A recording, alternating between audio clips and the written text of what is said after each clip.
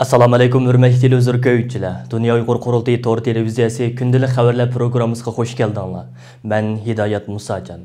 Tövəndə diqqətinizlər bugünkü xəbərlərimizin təfsilatında bolsun.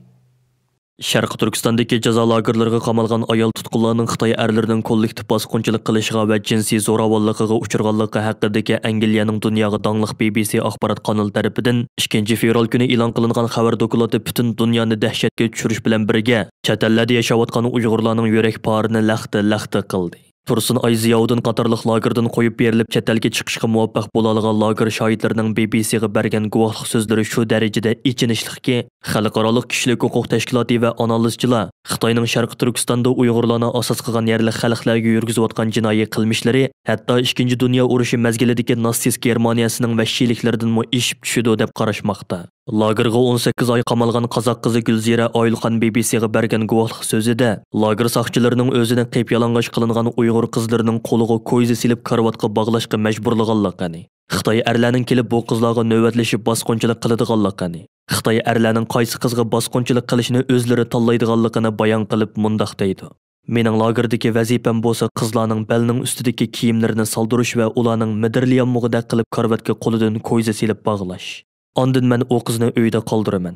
Sirtdan bir Xitoy er yoki soqchi kiradi. Men yandagi uyda jim o'ldiraman. Er ayrilganda men qizni monchaga ilib chiqaman. Xitoy erlar soqchilarga pul to'laydi. Xitoylar turmadagi eng chiroyli qizlarni tanlaydi. Ayollarning kiyimini solg'izadi. Ondan meni uydan chiqarib etadi. Men ularning buyrug'ini ijro qilmay amalim yo'q. Kechsi ilib chiqib ketilgan ba'zi qizlar shuningdan keyin qaytib kelmadi. Qaytib kelganlari bo'lgan ishlarni hech kimga demaslik to'g'risida tahdid silinadi. Lagerga 9 oy so'langan. Hozir Uyg'ur kishilik huquq qurilishining yordami bilan Amerikaga kelib turayotgan Tursunay Ziyovdan guvohlik berib mundaq degan. Ular har kuni yarim kechida kelib o'zlari xohlagan ayollarni tanlaydi. Ularni koridordan ilib chiqib, kamera yo'q bo'lgan qorong'u uylarga so'laydi.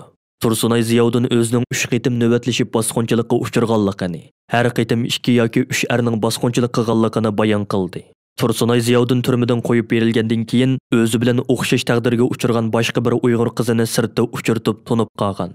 Bu qiz o'z azoblarini yengish uchun to'xtamay haroq ichgan va haroqqa xumor bo'lgan. Tursunay o qizning ko'chalarda mast yotganligini ko'rgan. Tursunay Ziyovdanning aslishicha bosqinchilik qiladigan Xitoy erlari birdek maska taqaydi ekan. Soqchi formasi emas, balki kostyum kiydi ekan. O chaqda texi virus tarqalmagan edi. Tursunay Ziyovdanning deyishicha bularning hammasi Kunas noyasidagi bir nihoyatda cho'ng lagerda yuz bergan bo'lib, har kuni yuzadigan cho'ng avtobuslarda to'xtamay odam to'shib keladi ekan. Xitoy soqchilar qiyri yosh ayollarning hamma kiyimini soldirib etadi ekan. Ayollar xijil bo'lib, qo'li bilan to'sib oladi ekan. Tursunay xonimning so'zlab berishicha, u qarshilik qilganda Xitoy soqchilar uni eg'ir va ushliq pashnaliq oyoqlar bilan ko'ksiga qattiq tepgan. U mundaq deydi. Soqchilarning oyoqi bak qattiq va eg'ir ishkan. Men dastlabda u meni biror narsa bilan urayotgan o'xshaydi debdiman. U yana mening qo'rsqimga dassidi. Men hoshimdan ketay dedim. Keyin badanimdan issiq bir narsaning o'tganligini bilaladim. Lager doktori uningga ichining qoniganligini aytgan. Lagerdoshlari uningdan qon chiqayotganligiga diqqat qilgan. Muhofizatchi uningga ayollardan qon chiqish normal ish degan. Uning deyishicha har bir kamerada eng ko'p bo'lganda 14 ayol bo'lib, karvatba derizlar to'siq ekan. U dastlabda qizlarning elib chiqib ketilganligini ko'rganda sababini tushunmay, balki boshqa yerga yo'tkiladigan o'xshaydi deb o'ylagan. Tursunay Ziyovdan mundaq deydi. 2018-yil 5-oyda bo'lsa kerak. 20 yoshlar chomisidagi bir qiz maskaliq bir Xitoy erga tutib berilgan.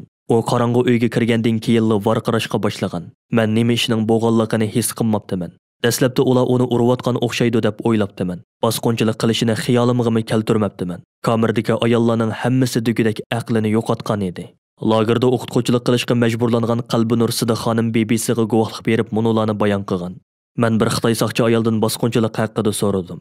O javoban lagerda bosqinchilik qilish bir madaniyatga aylanib bo'ldi. Texi to'plish bosqinchilik qiladi. Xitoy soqchilari ularga bosqinchilik qilib qolmay, ularni to'kda qiynaydi. Ayollarni vahshiy qiynaydi dedi. Lagerda muallim bo'lishga zo'rlangan Sayragul Savut BBCga monolarni so'zladi. Lagerlarda bosqinchilik umumlashgan bir ish. Muhofizatchilar xohlagan chaqda o'zi xohlagan qizlar va yosh ayollarni tanlab elib chiqib ketadi. Soqchilar bir qitim 20 yoki 21 yosh chomisidagi bir ayolga 100 odamning oldida navbatlashib bosqinchilik qildi. Har bir odamning chiroyiga qarab qarshilik bildirdiganlarni, mushtumini to'kkan, ko'zini yumib yoki boshqa yerga qarab olganlarni jazolashga elib chiqib ketdi. Yosh qiz bechoralar vaqirab yordam so'radi. Bu bek paskashlik edi. Men o'lgan bo'lsam edim deb qoldim. Tursunay Ziyoddinning deyishicha ayollarga majburiy tug'ut to'xtatish dorisi urilgan. U mundaq degan: "Ular bizning mingimizni yuyivetdimi yoki dorining ta'sirimi bilmadim. Biz kamera ichida boshqa hech nimani o'ylayolmaymiz. Biz faqat qo'rsqimizning to'yishini o'ylaymiz. U yerda osh qoldirish, tomoq bermaslik eg'ir." Ilgari lagerlarda muhofizatchi bo'lgan birisi BBC'ga mundaq degan: "Mahbuslarga elektronlik kaltak yoki tokda jazolash orqali ularni ixro qilg'izish ishlari nihoyatda ko'p." Tursunay Ziyoddin ko'z yoshlarini to'xtatolmay mundaq degan: "Ular faqat bosqinchilikla qilmaydi, balki badaningizning hamma yerini tishlaydi. Qattiq tishlab baksat izlarni qoldirdi. Siz ularning odam yoki hayvonligini bilmaysiz." O'xshash kameradagi yana bir Uyg'ur ayol ko'p bolaliq bo'lganligi uchun so'langan bo'lib, umi bir kechada ilib chiqilib, butun badaniga iz qoldirilib ilib kelingan. U o'zining bosqinchilikqa uchirganligini deyolmagan, ammo Tursunayning bo'yniga esilib turib, hurkirab yig'lab ketgan. Tursunay yana mundaq deydi: "Ular odamlarni qo'yib berdiq deydi, lekin qo'yib berilganlarimi butunlay tugashgan holatda qo'yib beriladi. Ularning maqsadi shu, bizni butunlay tugashtirish." Xitoyga qarshi parlament a'zolari xalqaro birligi Sharq Turkistondagi jazo lagerlariga qamalgan ayol tutqunlarning Xitoy erlarining kollektiv bosqinchilik qilishiga va jinsiy zo'ravonligiga uchirganligi haqida Angliyaning dunyoga dongliq BBC axborot kanali tarafidan 2 fevral kuni e'lon qilingan xabar dokladiga qarata shu kunli jiddiy bayonot e'lon qilib, bu xil irqiy qirg'inchilik va insoniyatga qarshi vahshiylarcha jinoyatlarni qattiq ayblash bilan birga o'z hukumatlarini bu jinoyatlarni qat'iy tekshirishga chaqirdi. Bayonotda mundaq deyilgan: "Boshqalarning ziyonkashlikka uchirmasligi badaliga jasurlik bilan isbot bergan shu guvohchilarga cho'nqur hurmatimizni bildiramiz. Hamda inson tasavvur qilg'usiz qabih zulmga uchrayotganlarga hissdoshligimizni bildiramiz. Hozir quruq gap qiladigan vaqt emas. Biz cho'qim kuchni birlashtirib, Xitoy hukumatini javobgarlikka tortishimiz va bu qabih jinoyatlarni to'xtatishimiz kerak. Biz Birlashgan Davlatlar Tashkiloti va xalqaro qonun organlarini Xitoydagi bu irqiy qirg'inchilik va insoniyatga qarshi jinoyatni tekshirishga chaqiramiz. Shuning bilan bir vaqtda har qaysi davlatlar irqiy qirg'inchilikning oldini olish va uni jazolash ahdnomasida belgilangan majburiyatini ado qilib, bu jinsiy xo'rlik jinoyatiga qarshi birlikda siyosiy harakat qo'zg'ashi kerak." BBC axborot kanalining Sharq Turkistondagi jazo lagerlariga qamalgan ayol tutqunlarning Xitoy erlarining kollektiv bosqinchilik qilishiga va jinsiy zo'ravonligiga uchirganligi haqidagi xabar doklati e'lon qilingandan keyin boshqa ko'plagan xalqaro kishilik huquq tashkilotlari bas-basta bayonotlarni e'lon qilib, mustabid kommunist Xitoy hokimiyatining Uyg'urlarga qaratgan yovuz qilmishlariga qattiq la'nat o'qish bilan birga xalqaro jamoatchilikni, bo'libmi demokratik allarni Xitoyning Uyg'urlarga yurgizayotgan irqiy qirg'inchiligini to'sish uchun jiddiy harakatga o'tishga chaqirib kelmoqda. Dünya Uyghur Qurultayı başçılığındaki bir qism Uyghur təşkilatlarını və Tibet, Janubiy Mongoliston, Hong Kong təşkilatlarını öz içigə alğan 180 təşkilat və qruppa 3 fevral günü birləşmə imzalıq ochiq xat e'lon qilib, dünya dövlətlərini kelar yili Beijingdə o'tkaziladigan qishliq olimpik yig'inini boykot qilishga chaqirdi. Mazkur ochiq xat g'arb matbuotlarida keng doirada o'rin oldi. Yuqorqi birlashma imzoliq maktubda Sharq Turkiston, Tibet, Janubiy Mongoliston va Hong Kong xalqlarining insoniy haq huquqlarini og'ir darajada dafsanda qilayotgan, Uyg'urlarga qarata irqiy qirg'inchilik yurgizayotgan, Uyg'urlarni majburiy emgakka zo'rlayotgan, Uyg'urlarning madaniyatini, diniy e'tiqodini, tilini, naslini yo'qotishdagi jinoyatlarni sodir qilayotgan Xitoydek bir davlatda olimpik yig'ini o'tkazilishining olimpikning ruhiga va insoniy qimmat qarashlariga, shundaqla demokratik prinsiplarga tamoman xilof ekanligi ta'kidlanish bilan birga, Xalqaro Olimpik Komitetidan 2022 yili Beijingda o'tkaziladigan qishliq olimpik yig'inining o'rnini boshqa davlatga yutkash talab qilindi. Maxsus 2022 yillik Beijing qishliq olimpik yig'inini to'sish maqsadida Dunyo Uyg'ur Qurultayini o'z ichiga olgan 180 tashkilot va guruhdan qurilgan bu birlik hozirga qadar ko'p qitim Xalqaro Olimpik Komitetiga maktub yo'llab va Olimpik Komitetining mas'ullari bilan uchrashish ilib berib,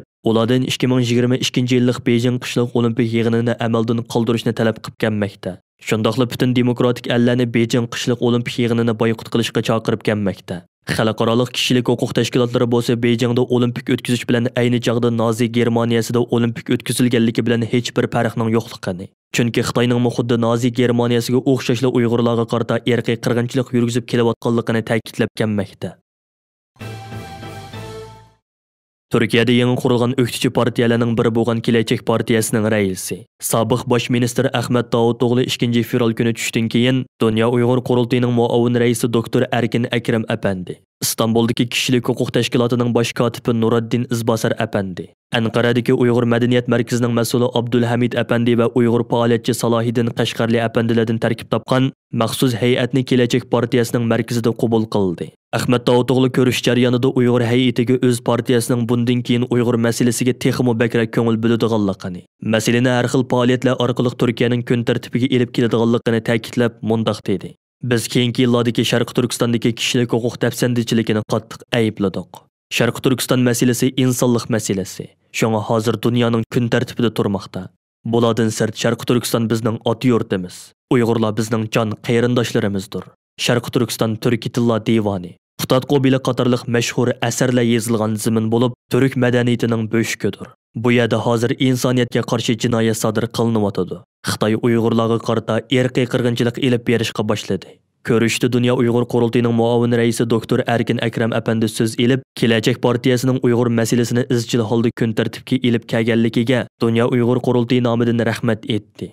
U Uyg'ur masalasining turk va musulmon dunyosining o'rtaq masalasiga aylanishi kerakligini bayon qilib mundaq dedi. Biz sizga rahmat etamiz. Bugun 21-asrda Sharq Turkistonda qulluq tuzumidagi majburiy emgak yo'lga qo'yilyapti. Amerika va Yevropa davlatlarining axborotlarida o'ttirg'i qo'yilgandek, hozir Xitoyda Uyg'urlarga qarata irqiy qirg'inchilik elib berilyapti. Bu masalaga ba'zi Yevropaliklar vijdoniy va axloqiy jihatdan qarayapti. Masalan, xristian jamoati bilan Yahudi jamoati. G'arbliklar o'zlarining ijtimoiy qimmat qarashi jihatdan masalaga qaramoqda. Shunga bu musulmon va turk xalqining masalasiga aylanishi kerak. Sizmi deb o'tkuningizdek, Sharq Turkiston masalasi insonlik masalasi bo'lishi kerak. Chunki Uyg'urlar tarixda dunyo madaniyatiga zo'r tuhfa qo'shgan bir xalq. Bu yil 9-fevral kuni bo'lsa ataqliq vatanparvar shoirimiz, adibimiz, milliy kurashchimiz va aziz shahidimiz Abduxoliq Uyg'urning tavalludining 120-yilligi va Sharq Turkiston xalqini Xitoy tajovuzchilariga qarshi kurash qilishga undab yozgan mashhur Uyg'on she'rining ro'yobga chiqqanligining 100-yilligidan iborat. Bu munosabat bilan Dunyo Uyg'ur qurultiyi tadqiqot markazi 9-fevral kuni ba'zi yozuvchi, adib, nashriyatchi va tadqiqotchilarning qatnashishida maxsus muhokama yig'ini o'tkazishga hozirlanmoqda. Qurultay tadqiqot markazining raisi jurnalist Anvar Ahmad apandining riyosatchiligida o'tkaziladigan bu qitimqi muhokama va xotirlash yig'ini 9-fevral kuni Berlin vaqti tushdan keyin soat 18 da boshlanadi va qurultayning Facebook, YouTube sahifalarida naq maydondan tarqatiladi. Lager qurbonlari oil tavobatlarining izdirikini ilish uchun İstanbuldagi Xitoy konsulxonasi oldida norozilik faoliyat qilayotgan Uyg'urlarning bu harakati 18-kuniga kelganda Xitoy tarafining besimi va qattiq e'tirozi sababidan Turkiya hukumatining cheklashiga uchragan. Gerçi namoyishchilar İstanbul Valiy Mahkamasining so'ziga asosan o'zlarining iltimosini Xitoy konsulxonasiga elib kelgan bo'lsa-mu, ammo Xitoy konsuli ularning iltimosini qabul qilishni rad qilgan edi. Bu sababdan namoyishchilar qo'shini 3-fevral kuni İstanbuldan Anqaradagi Xitoy elchixonasi oldiga yo'tkaldi va soqchilarning qattiq to'sishiga qaramay Xitoy elchixonasi oldidagi namoyishni 5 soatdan ortiq davom qildirdi. Namoyish bugun davom qilmoqda. Tunugun va bugun Dunyo Uyg'ur qurultayining Anqaradagi ba'zi rahbarlari Xitoy elchixonasi oldiga berib, qurultay nomida namoyishchilardan hol so'radi. Namoyishga qatnashayotgan lager qurbonlari yaqinlaridan Javlon Shirmamat faoliyat haqida tafsiliy to'xtaldi va mundaq dedi. BBC'ning jazo lagerlarida Uyg'ur xonim qizlarimizga elib berayotgan bosqinchilik jinoyatini fosh qilib chiqargan xabarni ko'rgandan keyin g'azab nafratimiz texmi o'rlab, texmi qat'iy iroda bilan bu faoliyatimizda davom qilishni qaror qildik. Bugun Anqaradagi Xitoy elchixonasi oldidagi namoyish maydonidan xalqimizga xitob qilgan vatanparvar diniy ulamolarimizdan Habibullo Ko'sani apandim tovandikilarni bayon qildi. Assalomu alaykum.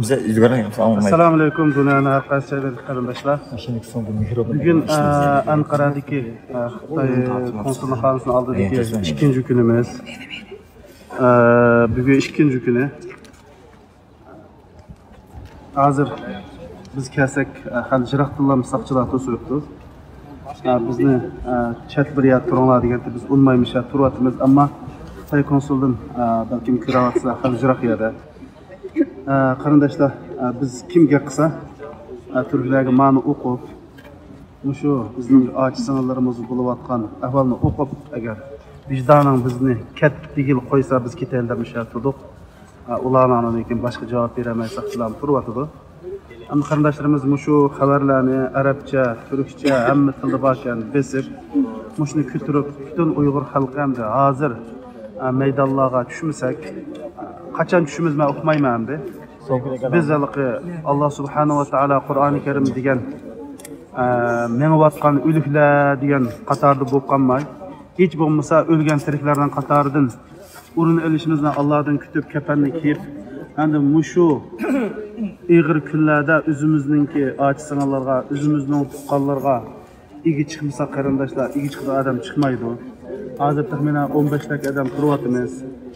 Torlarda qarindoshlarimiz azpaz voy qanday bo'lib ketdi, voy biz nima bo'lib ketdi deyapti. Mas'ul u emas qarindoshlar.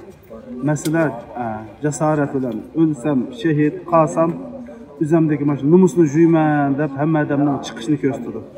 Hozir qarindoshlar hammamiz o'xshash bo'lib, men o'qiydim, men namoz qildim, men o'qiyotdim, hammamiz baka qarindoshlar.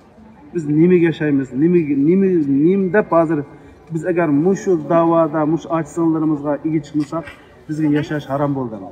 Payg'ambar sallallohu alayhi vasallam Xadicha onamizga bundan keyin uyqu bizga uyqu yo'q degandek, endi Uyg'ur xalqi mushu ochsinlar bilan shu darajada xo'rlayotsa, ana yine biz voy o'tdi bo'tdi deb tursak, mencha biz Uyg'urlikda emas, insonlik qatorida o'rin olmaymiz. Alloh subhanahu va taolo bizni mush imtihon bilan imtihon qildi qarindoshlar. Bu imtihonga bir yaxshi javob beraylik. Bu imtihondan bir odamdek o'taylik qarindoshlarimiz. Bo'lmasa bu sharmandachilikni tushib, biz qaysi bolamizning bo'lsak ayollarimizga qaysi yuzimizdan qaraymiz. Agar bir aka bo'lsak, ochilarimizning, sing'illarimizning yuzini qanday qaraymiz qarindoshlar. Boshqalar mushkullarda bizning ko'zimizni tikilib qarasa va mushundaq ko'tirib, mushundaq bechoralar yuriyapmiz endi. Bu qo'limizdan boshqa ish kelmadi. Hatto mush ishni qilishga biz bir iroda qilmasak, demak bizda bir insonlik tugdi degan gap qarindoshlar. Biz bulardan qaqshavatimiz. Oldi bilan o'zimiz uyg'onayli, lekin bizning uyg'onishimiz bilan dunyo uyg'onsin qarindoshlarimiz. Bizga qilinayotgan bu zulm bizni uyg'otamasa, endi buningdan keyin bizni hech narsa uyg'otamaydi qarindoshlar.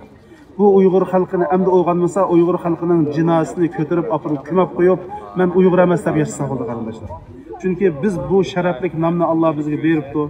Bu sharaflik bir millatning qatoridan qilibdi.